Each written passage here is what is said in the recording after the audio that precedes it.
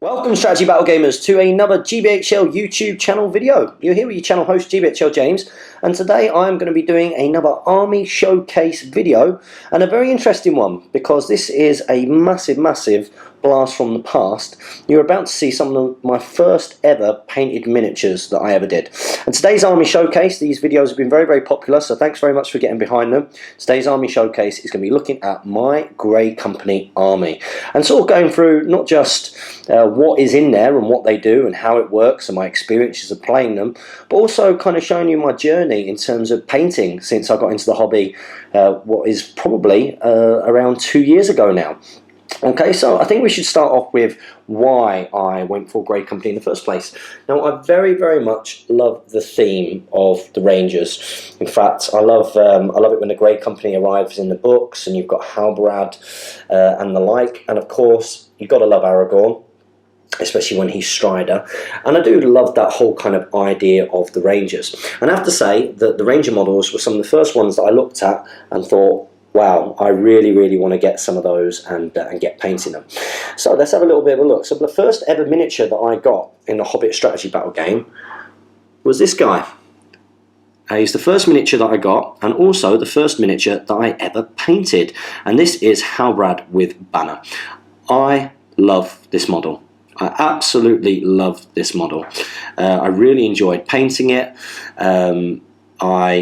As you can see, didn't enjoy basing it, but we'll come to that. And I kind of liked his profile as well. He's very much got sort of that Ranger profile. He was the first miniature I picked up and the first one that I decided to get my brush to. And very quickly after buying him, I'd taken up some advice from the forum, from the likes of Southern Dunedain and Deadmarsh Spectre, guys that we now know in the community with real names and real faces, Sam Page and also Damien O'Byrne, Dr. Grant on the forums.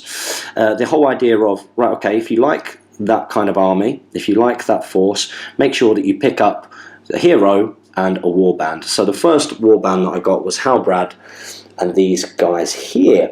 So as you can see, there is a little bit of a theme going on, and this is because if I take a couple of these guys out, so some of them, as you can see, have got sort of green cloaks, complemented by what looks like a bluey grey. Now the green is Caliban green, and the bluey kind of grey colour is called the Fang, which I believe is a Space Wolves colour. And it took me a long time to sort of decide what kind of colour scheme I was going to go. So that's one with a green cloak. Let's get one with a grey cloak. It took me a long time to decide what kind of paint scheme, and it was actually looking through the One Ring WIP forums, the work in progress forums on there, and I can't remember the gentleman's name. I wish I could, but I actually kind of stole his theme and that whole idea of using this kind of the Fang. So I did ask him in terms of inspiration. So as you can see, one thing that you will notice with this painting is that I very much found, so I painted Halbrad first, and my original technique for painting was I did my undercoat, my base coat with the black, which I still do now most of the time, and then I kind of blocked it in my mind as to which colour blocks I wanted, and I found all of that absolutely fine. The areas that I struggled, and then when I shaded these guys, I thought, wow, I am a fantastic painter. I honestly thought that I was doing a brilliant job. But the bit where I started to struggle, and I felt that these guys kind of lost some of their beauty, as it were, was when I got to the highlighting phase. Because one thing I didn't realise when it came to highlighting was that when you go up from the colours after you shade, that really there should be a subtle blend. So what you'll see here, so if we get another one of these cloaks out, again, when I first did these, I have to say I was very pleased with how it turned out. But if you have a little look there with the highlights, you've got a very stark highlight, and I had no idea why this was happening at the time.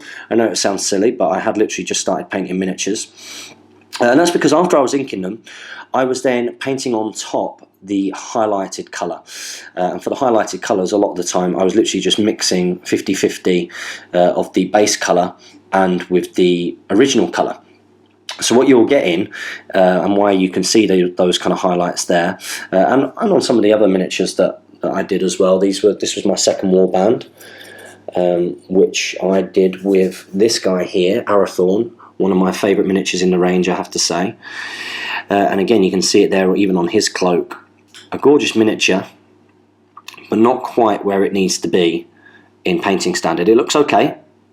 And you can see that I did this guy a little bit later because of the base, but we'll come on to that in a little bit. What that means is that my highlight is going straight onto the darker colour, so there is no blend.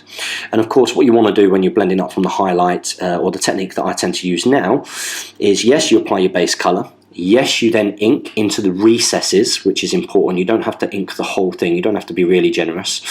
And then you apply the base colour again to the slightly raised areas so that you get a bit of a blend. And then you slowly go up to the highlight. So it stops you from getting this kind of harsh kind of crease highlight there. Okay, so that was my first army really. It was Halbrad. Although he's got the banner here, that was just because that was the model that I had. It was Halbrad with the Rangers, and I would have spears in the back rank. Everybody, of course, has got bows. And then these guys over here. And one of the reasons I could do that was because I had the Rangers of the North, which was the next lot of miniatures that I painted while I was painting these guys as well. Now, the Rangers of the North models were really fun to paint, I have to say. But again, I very much felt like when I got to the highlighting stage, that's when these guys lost a bit of their good looks, as it were. At the time, I was very chuffed with this, I have to say. I was really, really chuffed. But looking back, you can see that it's quite a stark highlight, especially on the green. The green I wasn't so happy with. I kind of got away with it a little bit on the fang colour, but not so much with, well, maybe not on that one. It depends which miniature. I mean, they are lovely. I mean, the cloaks on these guys are absolutely brilliant, and I love them. I absolutely love them. And we've got some more over here. And what you're also getting to see is my journey with basing. Now, quite early on, so these guys, these haven't had a highlight. I obviously did these a little bit later. If we bring them in like so. There we go. So these guys haven't received a highlight, which should be a good thing really when it comes to sort of going back over them and improving them. So what you're also going to see is my journey with basing. Now, basing these miniatures, I really struggled with. I had absolutely no idea which way to go with basing. I didn't get hold of any sort of modelling sand or anything, because I thought, wow, that's really expensive. And from Model Railway Shop, I believe it was from Mark Boylan's shop, I picked up this kind of stuff. So it's like a lichen. Is it lichen? Somebody correct me below, my head's gone blank. And also some ballast. Now, they use the ballast, so as you can see there, they use that for sort of filling in around model railways. But what you've ended up with is effectively like a top layer over a plastic base, and I did try and paint them and ink them and then stick the bushes on, but they look pretty rubbish. They do look pretty rubbish. And that was one of the things that was kind of putting me off, actually, sort of the finished job. I felt like they looked not great with that as a finish, and it was only until later that I kind of progressed from there. So you can see with these guys, I didn't even get past the first ballast phase. I just thought the others, you know, didn't look good at all. They didn't look good at all.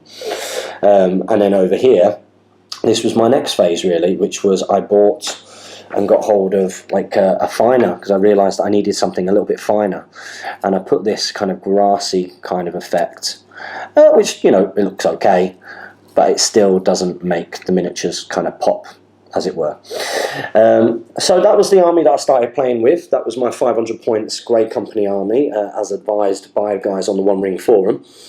And let me talk a little bit through my experience of playing them. So I was interested when I started in the sort of Ranger theme, and when I first started the hobby, I think The Hobbit was literally just about to come out as a gaming system, or had just come out, I can't remember. And I actually learnt using the old Lord of the Rings rules, but I didn't use things like volley fire and the such like. And one thing that I found was that, you know, I liked the fact that they had reasonable fight value, fight of 4. And although my first sort of gaming partner, as it were, who was Pete Hashut's Blessing, and if he's watching this video, it'd be nice to see you again, buddy. It's been a long time. Although he told me that fight value didn't really matter, I did find that that did help, as did having the spear support in the background and being able to have 100% bows. However, I didn't really like the whole sort of way that it played. So you could move half and you could still shoot full, I believe, which I would do, and it would become very much kind of like a shooting phase game. And early on, when you're trying to learn, like, am I going to be any good at this game? That was pretty good. I was playing against his armies. He had nothing to kind of shoot back with. I played against a couple of dwarf armies and just target prioritied his sort of softer stuff at bigger range.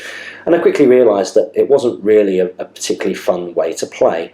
And that's when I started looking at doing the all-mounted Rohan army. So yeah, these were the first guys. Now, of course, with Grey Company, the reason why they can take 100% bow is because of these Rangers of the North, and of course, you know, Rangers of the North also have the options to have horses.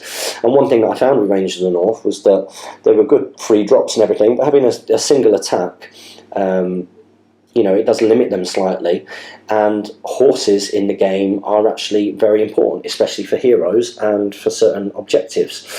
So after seeing some fantastic conversions on the One Ring by a guy from Switzerland, I'm really sorry, I can't remember your name. It begins with M. It was obviously a couple of years ago. I actually traded him. He was looking for some Rangers of the North, some more, so he could do conversions, and I actually had loads of them because I was sort of trading and going a bit nuts. Going a bit nuts with the trade forums at the time and eBay, and I actually said, right, okay, well, if I send you 9, will you convert 3 or whatever? If I send you 12, you can have half of them, and then if you can convert me because I hadn't obviously done any converting or anything at the time, could you convert me some mounted Rangers? And he did, and he sent these over to me, which are my mounted Rangers, which, as you can see, I have not touched. I think there's one of them missing here. I don't know which one it is. I think it's a guy with a helmet and a spear. Now, when I first got these, there were a couple that I'm really impressed with and a couple that weren't as good. So this guy here, he's missing his... Let's have a little look. There we go. He's missing his sword, but he is a mounted Ranger, and I would often try and use him as Halbrad, actually, a mounted Halbrad, because he's helmetless and he's got a sword. That kind of works quite well, because again, one of the good things about Halbrad is that he can be mounted. Now, the guys firing the bows turned out phenomenal, and I really, really loved these. He's done a really good job with them. You know, as you can see there, the cloaks are pretty good. I am looking forward to eventually painting these. If you have a little look on the One Ring in the WIP forums and type in mounted Rangers on the search, I'm sure you'll find a work in progress thread on how to do these. So that was one of them that I really liked, and this one really worked as well. So the guys firing the bows really worked, I think. As you can see, he did like a little roll pack there, which is good. But what didn't necessarily work, unfortunately, was these guys throwing the spears. I think one of them is missing. So let's have a little look here. This one isn't so bad, actually. This is one of the better ones. But you can see he suddenly seems slightly short. So really, he should be kind of leaning forward over it so that his hips are back and have a little bit more length in there, because his body has gone quite short. He's missing part of his torso almost there. Got the bow across the back. The cloak's obviously pretty good. So he's not too bad. Maybe it's one of the others. You can see from the front there, maybe it shows better that he's kind of sagged into it. And then we've got this one here who is hooded and cloaked. You can see there that his chest is going straight into the legs. So these ones weren't as good. They weren't as good, which was obviously a little bit of a shame, but somebody had done them for me as a favour, so I appreciated it nonetheless. And I'm not sure where the other one is to show, so unfortunately I can't get down. I never got round to painting those because I obviously moved on to doing the Rohan. And I moved away from doing the Grey Company and stopped really using them because I didn't really like their style of play, although I did continue to pick up some miniatures for them. And of course, that's when we get the likes of Arathorn. Now, I picked up Arathorn, but I haven't painted him, and before the channel, I obviously used some unpainted miniatures to get to know the game, and so he was done a bit later. Not that much later, so unfortunately he still has those sort of stark highlights, but late enough so that you can see that I actually made a bit of an effort with his base. Now, I did actually start off basing him exactly how I based these guys here, and then it was just through probably meeting Steve Crow and sort of seeing how he based with a bit of sand, etc. So I decided to give that a go and realised that dry brushing, and as you can see I added a tuff there as well. So what I did was just added a little bit of glue, PVA glue, to bits of his bases, put that in the sand so that parts of it are there, dry brushed it with dark brown, then with the light brown, then highlighted some of the bigger grains of sand to make them look like stones, dry brushed the whole thing with a Sharpie bone, and then put a tuft in, and obviously painted around the base. And I think I actually batch did a bunch of my heroes bases like that, because also another guy, another important character is this guy here, Malbeth, of course, who brings a nice little perk to the Grey Company. With his special rules, a little bit more expensive, but effectively giving the Fury save, which obviously for a shooty force is pretty good actually. He should help you and stop you from being outshot. Okay, so I did pick him up, and because we started off playing at 500 points, it would usually be sort of Halbrad or Halbrad mounted and just use one of the guys back there, or Arathorn. And then maybe sometimes Malbeth as well. It was very hard to get an Aragorn in there, and I don't think I played a Grey Company with Aragorn because of course he's so many points. So my next step really was, right, okay, well I do want to do that Aragorn. It's a long time since I returned to Grey Company. I picked up some twins, and you'll have seen these twins be highlighted before, and I'm not going to go into too much detail with the twins, who obviously can lead the Grey Company, because you'll have seen them before and being showcased. They are a Shadow and Flame miniature, of course, and you know you can really tell the difference there in the painting. Look at that as detail. But you will see these guys a little bit more when we review my High Elf army. If, of course, you would like to see that, make sure you comment below. So we've got the twins, and then really, I guess the next part of my Grey Company force was actually finally getting an Aragorn done, but I haven't actually used him as part of the Grey Company yet. I've just used him for 3 hunters. So you have seen my Aragorn before, and immediately you can see there is a huge step up in painting standard. So let's just hover over that. The highlights are much softer. You can see the blending for those highlights, sort of vast array of, or a bigger array of colours. Even the face to a degree is much better. So wow, if we compare that to my first miniatures, so in fact let's actually get my very first miniature, Halbrad. One thing I did struggle with Halbrad here was the banner itself, I have to say, and I am looking forward to repainting some of these guys, because it's only going to take a little bit of touching up to take that blend back down. I don't think I'm going to lose too much detail by just painting over them. And one thing that I would like to do is redo all of their bases, because I would like to do some Grey Company but using Aragorn for a little bit of fun. So there you can see a big difference in the painting standard, even just if you look at the cloaks. So let's get Malbeth. So there, those are an example of my first highlights, and then 2 years later that's kind of where we are. So hopefully you can all see that improvement there, but one thing that you can see is that I based the same as then, because I was finally happy with a basing technique, and I've not really been adventurous enough to move away from that. Now, one thing that I have recently received, and I'm looking forward to showing you all, is this guy, and I was very much looking forward to receiving him. This is Aragorn Strider mounted from Shadow and Flame. Absolutely stunning. I've only recently received him, which is why you haven't seen him yet. But one thing that Kev Lawrence was very keen to do was to try and match up the colours of the cloaks. He had actually started painting him, and then when he saw my Strider, he wanted to make sure that the colours were the same with my 3 hunters, which I think he's achieved. And same there with the undercloak, it's pretty much the same. His a bit green and mine's a bit more of a bluey green. I prefer the green on Kev's one. Gorgeous face. And one thing that I'd like to show you here is that sword. No metallic paint has been used on that sword. That is non-metallic metal effect. Now, the first miniature, or one of the first miniatures that Kev sent me where he was trying that effect was with Eowyn.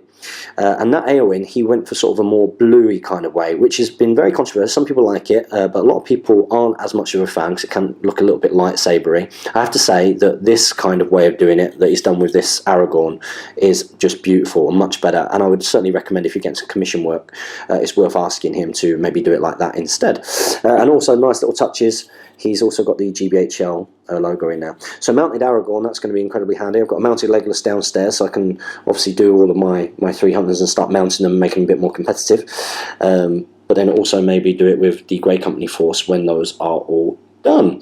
So that's a good little examination of what my Grey Company army is and sort of the journey of me doing painting. One thing that I can show you here is that we do have some other projects that we can look at. Now, I have Arbaduis. These models haven't been fully stripped yet. They were in Dettol and they need to be sort of scrubbed off. But we've got Arbaduis, so we can do a little bit of an Arnor theme. Something which I haven't got out here as well is I've got a bunch of Minas Tirith Spearmen, which I have been looking forward to converting into Warriors of Arnor for a very long time, and just haven't got round to that. So hopefully that'll be a project for some point in the next years and years and years, so that I can do a sort of Arbaduis and Malbeth kind of themed force, which would be fun. We've also got the Halbrand, again one of my favourite miniatures, the Halbrand without the banner. Here, I love this model. I really love the pose, I love the cloak. I think it will paint up really nicely. I'm looking forward to doing it, because one thing I didn't realise early on was that what you see is what you get can be quite important. And a lot of people weren't really bothered, and I do like this miniature. The Halbrand having the banner, obviously it's very rare that you will pay for that banner, in my opinion, from a list building point of view. Very expensive. Also what we've got here, and something which, if you're being competitive, you probably won't bring in unless, you know, you've got loads of points or it's the only models that you've got. But we do actually have a bunch of actual Dunedain. These are the actual Dunedain miniatures. There's 11 there, I'm sure I've got 12 somewhere. But that is 11 Dunedain miniatures, which I bought from Darren from the Northwest Gaming Centre, looking to strip. And that's because I would love to do sort of either a Dunedain protecting the Shire kind of list with Strider, Halbrand and just Dunedain, like no normal troops. And I would probably also love to do sort of like a mounted Grey Company force. Of course the Grey Company, 30 Grey Company were mounted, came down with Halbrand to help Aragorn in the book, so I would love to do that at some point. So you can see that the Grey Company is still a work in progress. Some of my very, very, very first bits of work. I hope you've enjoyed sort of seeing that and seeing how my progression has come on with painting, with basing. Like I say, not a huge fan of the tactics that you've kind of got to use when you use these, which is sort of that shooting kind of role. But we do see Grey Company about quite a bit. They seem to be reasonably popular miniatures. Obviously the likes of Malbeth are quite tough to get hold of, and same with Arathorn, actually, reasonably tough. But there you go. So that's been my Grey Company army review. I hope you enjoyed that. Make sure, as always, that you comment below, get involved in discussion, that you comment, like, share and subscribe. You support your Hobbit hobby. You follow us on Facebook and on Twitter. And as always, guys, happy strategy battle gaming.